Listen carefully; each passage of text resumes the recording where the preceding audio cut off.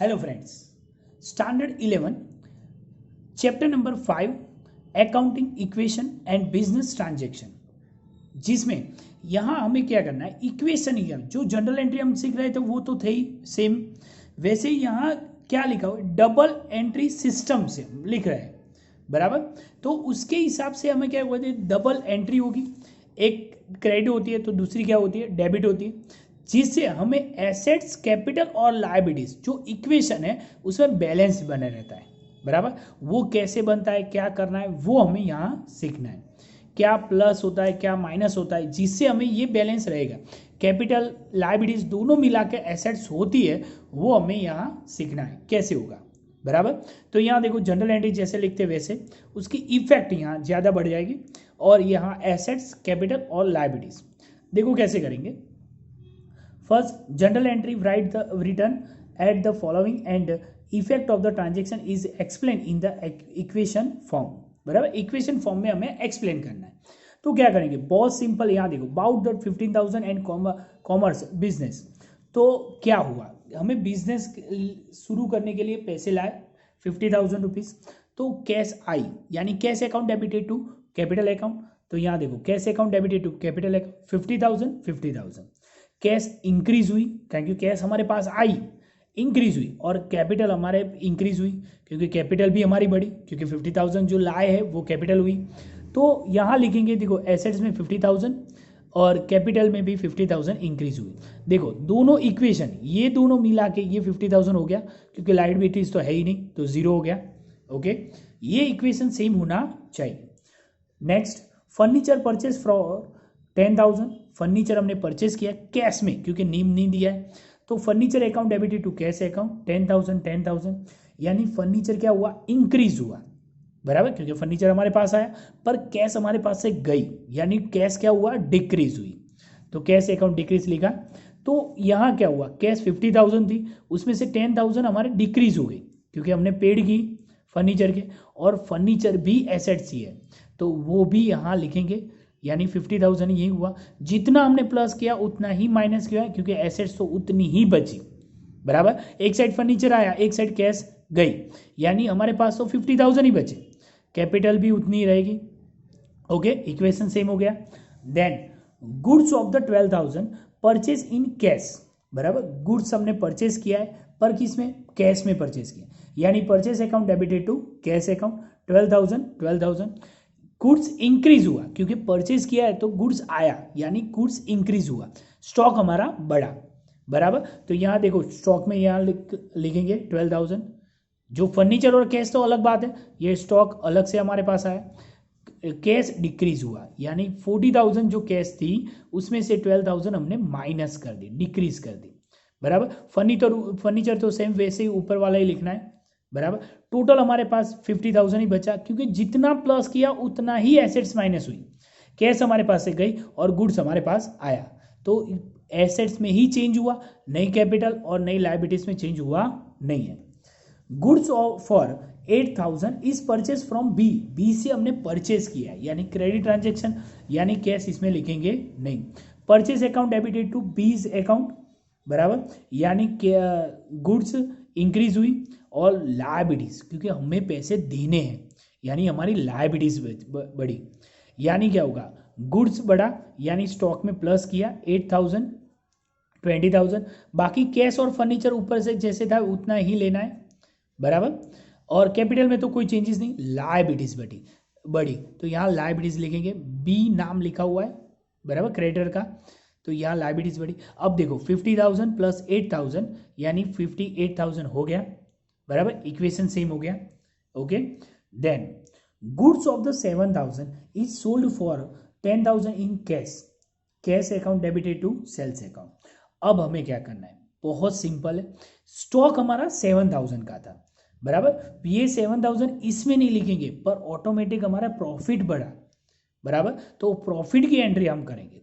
क्या होगा, cash increase हुई तो पहले 10,000 हमें कैश मिली तो वो लिख दिया बराबर, क्योंकि ये 28 थी, 10 प्लस हुई यानी 38 हो गई।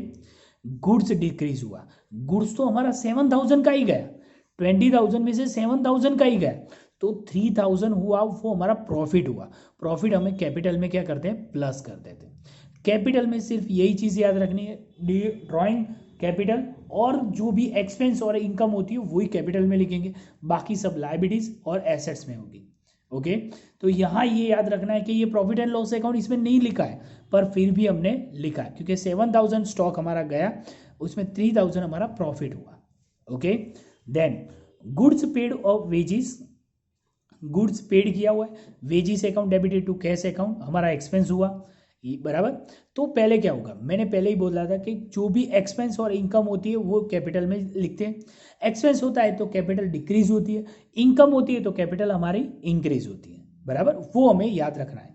तो देखो कैपिटल डिक्रीज हुई क्योंकि वेजिस पेड किया है, तो यहाँ देखो वेजिस में से, ये कैपिटल में से वेजिस हमने माइनस कर दिया, बराबर। लायबिलिटीज तो जो थी वही रखी, और क्या हुआ, कैश हमारे डिक्रीज क्योंकि पेड किया है। 38,000 की कैश थी, उसमें 6,000 हमने पेड किया, बाकी स्टॉक और फर्नीचर वैसे ही रहेगा, बराबर, उसमें चेंज करेंगे नहीं।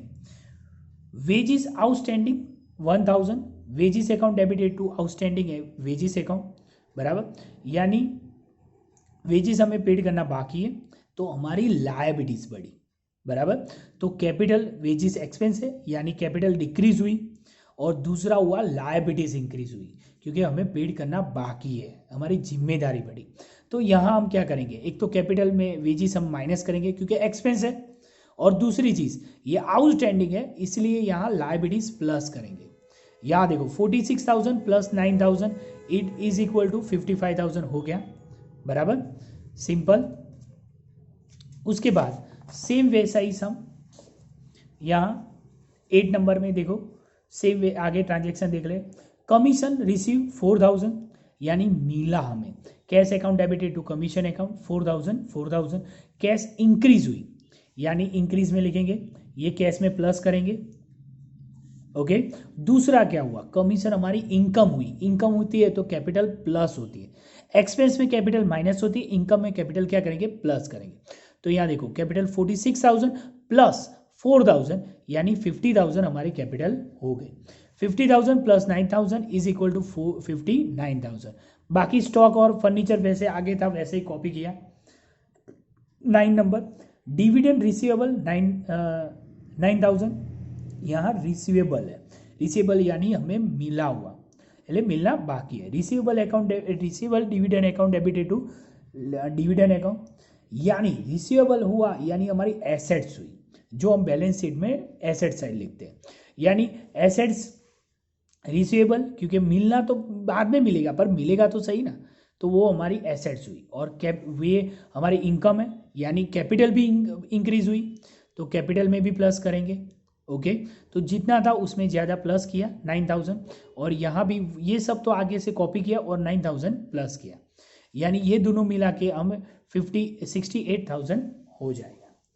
Machine purchase 8,000, machine account debited to cash account, name नहीं दिया यानी कैसे लिखेंगे, यानी machine account debited to cash account, machine हमारी एसेट्स हुई, एसेट्स इंक्रीज हुई, और कैश क्या हुआ, कैश भी हमारी एसेट्स ही है पर कैश डिक्रीज होती है, बराबर। तो यहाँ देखो कैश में हमने माइनस कर दिया, और मशीन हमारी एसेट्स है तो वो एक्स्ट्रा हमने ऐड कर दी, बाकी सब था वो तो आगे से कॉपी किया हुआ है, बराबर। बाकी ये वैसे ही लिखा है, उसमें कोई भी चेंज नहीं हुआ है, दोनों चेंजेस कहाँ हुए, एसेट्स में ही हुए हैं, यानी जितना प्लस किया उतना ही माइनस किया, कैपिटल और liability same as it is ऊपर जैसा ही लिखना है, बराबर।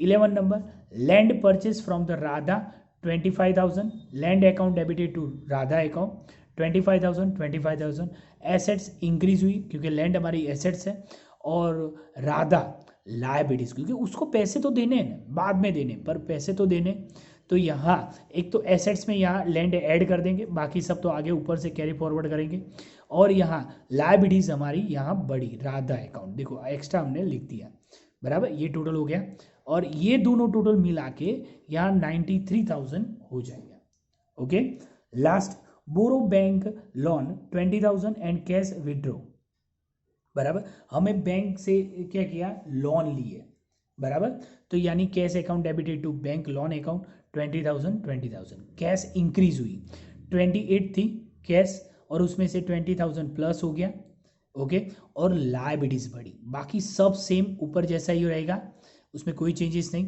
और ये भी सेम रहेगा, और यहाँ हमारी लायबिलिटीज बढ़ी, 20,000 हमारी लायबिलिटीज बढ़ गई। यानी ये दोनों मिला के ये 1,13,000 हो गया। यानी एसेट्स 1,13,000, CLDL दोनों मिला के 1,30,000, दोनों इक्वल हो गए, बराबर। वैसे ही सेकंड सम हम नेक्स्ट लेक्चर में देखेंगे।